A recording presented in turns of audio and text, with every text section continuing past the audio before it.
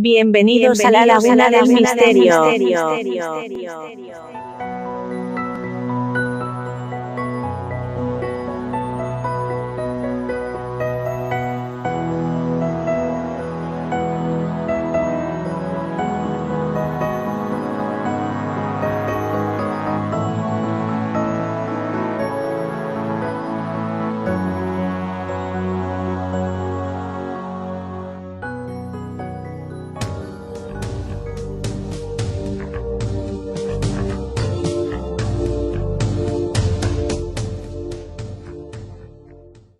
Hello and welcome to Bewusst TV. I'm sitting here with David Icke, and this is, I think, my second interview. I was at your place was it 2007 or something, and yeah, a lot of things have happened since then.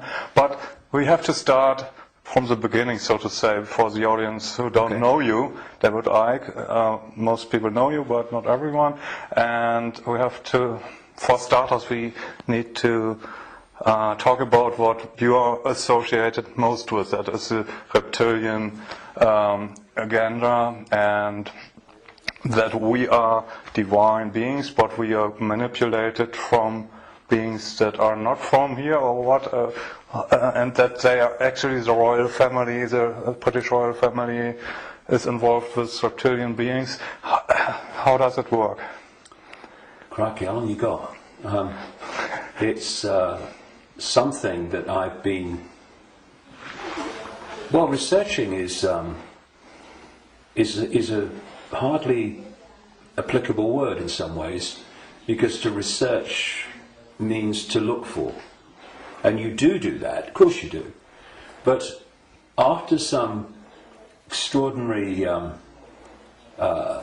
what people would call paranormal experiences in 1990 and 91, my life has become, since then, this synchronistic series of coincidences which have led me to, and even brought to me, really,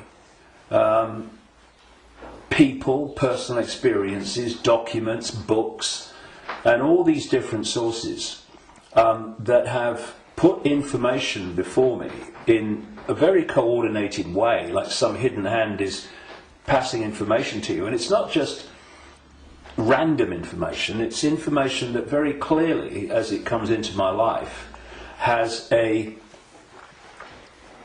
direction.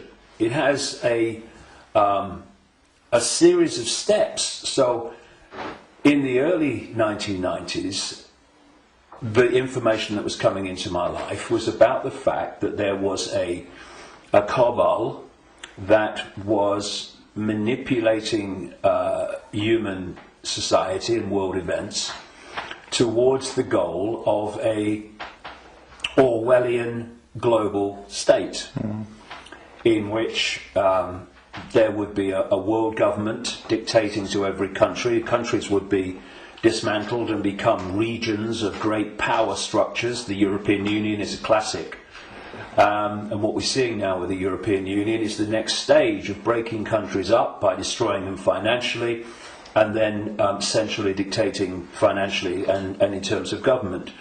And that there was a plan for a global army to impose the will of the world government, a world central bank to impose the cabal's global financial structure and control, and that the plan was for every child at birth to be microchipped as a matter of course. Now that was kind of whoa enough as the information came, and of course with the passage of the years this has been confirmed more and more by the fact that it's happening. Then there was a phase in the mid to late 1990s when, while that other information continued, and has continued to this present day, another, if you like, parallel and connected series of synchronistic situations happened in my life which brought information to me, and this related to the fact that the network of families which go back to the ancient world, that are behind this control system I've just described and its ambitions, actually take a non-human form, a not just reptilian, though that seems to be the dominant one, and I moved on from that too and gone into other levels of it beyond that. But that there is a non-human force behind this attempt to lock down the world. And then from about 2002, 2003, right to the present day, all these continue, once they come into my life, these different areas, they continue together. That's why I work 12, 15 hours a day, keeping up with it. But this third phase, from about 2000, 2003, was the most important. Because without this, you can't really understand the rest. And that was about the nature of reality, the illusory nature of what we call physical reality, the fact that solidity is delusional, and that we live in a holographic, illusory physical reality, which is only one level of many multi-levels of this reality, which operates on a waveform level, vibrational level, it operates on an electrical level, it operates on a digital level, and it operates on the holographic level, which we in the conscious mind perceive as the world.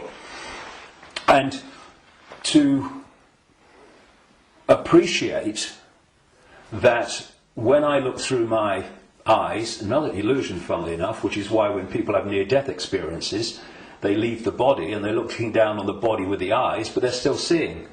So, I mean, the scale of illusion in our so-called physical experience is extraordinary. I mean, and we've not got to the bottom of it yet. But it is that when I look through my eyes, shall we say, that people think that they're seeing everything there is to see in the space that I'm looking at. No, they're not. They're seeing a tiny band of frequency called visible light, which is so tiny it is ludicrous. And the rest of what exists in this universe, and even mainstream science would say this, although it's Stone Age science I would suggest, but even it sees this, that the overwhelming vast majority of what exists in this universe, in energy, matter, mass, whatever you want to call it, its different forms, we cannot see. And therefore, we are living, if you like, in like a holographic television channel. So, all I'm seeing now as I look here is this tiny frequency range called visible light. Channel 1. Yeah, but all the other levels of reality also share the same space as the one that we're experiencing. And, you know, we've got digital television coming in now and all that stuff, but if you take the analog version of television, radio too, they are sharing the same space without interfering with each other, because they're on different frequencies. And thus, interpenetrating this reality that we experience with a conscious mind, are all the other realities where very, very different worlds are manifest, and with very different what we call laws of physics.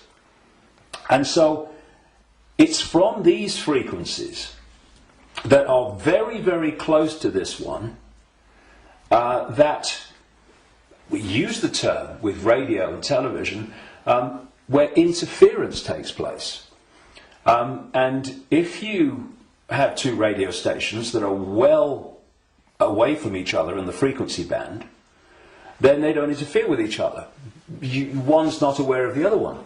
But you get two frequencies that are close, and you can get, it might be dominated by one, but there's interference from the other. Why? Because the frequencies are very close. Well, these manipulating entities, forces, shall we say, operate from a frequency band that's very close to this one, but not this one. So but we might not see them, but they might be here. Well, let's give an example. You'll see stories of UFOs appearing out of nowhere and disappearing into nowhere. You'll hear stories about people saying this entity appeared out of nowhere and disappeared into nowhere. Well, they haven't disappeared. And they haven't appeared out of nowhere.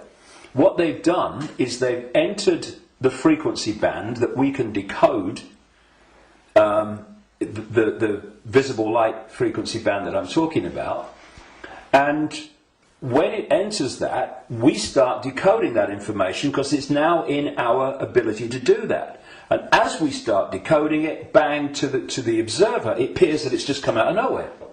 And then it leaves that frequency range, and to the observer, it's disappeared into nowhere. It hasn't. It's just left that band that we can decode, which is tiny. And so when you